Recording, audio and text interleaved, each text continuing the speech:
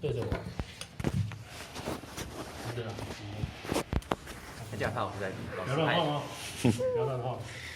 OK， 好，现在我要介绍，就教大家怎么画线。你的手抓着尺，你可以在木头上面移动，它画出来的理论上都会是平行线。